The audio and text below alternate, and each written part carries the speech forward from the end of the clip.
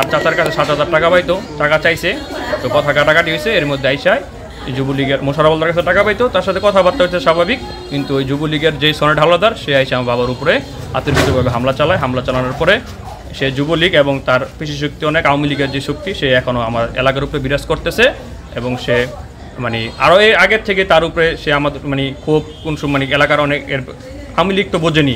তো এখনও যে আমরা 5 তারিখের পরে আবারও দেখতে পেলাম যে আওয়ামী লীগের যে একটা হামলা এবং তাদের যেই মানে তাদের যে শক্তি সেটা আবারও এখন দেখাই 5 আগস্টের পরে আমরা ফিরে আবার দেখতে পেলাম।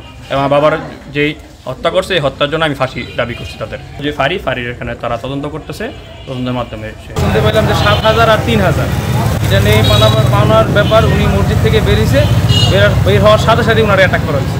চাচাবাদী ওনার সাথে ওনার যে চাচা মোশাররফ ওনার সাথে কথাবার্তা হয়েছিল, পিছন থেকে সনেট আইসে নাকি ওনারা অতর্কিতভাবে মারছে, এটুকু শুনলাম। উনি বাসা যাওয়ার পরে মারা গেছে। করে নেই এই বেটায় মোকাম তো লক্ষ লক্ষ টাকার বাকি আনে, আবার কাস্টমারের দেয়, আবার কাস্টমারের দিলে মোকামের টাকা দেয়। আমরা বাকি খেয়ে কী করি, দোকান শুদ্ধই যাই না বেটার কাছে। এই সুগে বেটা দোকান সাইডা দিয়ে আয় পড়ছে। এখন তো মানুষের বেটারা চাপ দেয়, তখন পাওনাদার থাকলে গিয়া সামু এই যে মশার কাছে পাওনা আমার আর এক নাতি পাইবে 50-60 হাজার টাকা। এবার পরে এই টাকার দেয় নাই। আমার নাতি শকত এই ছাড়াও মারা গেছে, আজও পর্যন্ত ঋণটা দেয় নাই। এই সুদ খাইতে দেয় না, চোখকে দেয় না।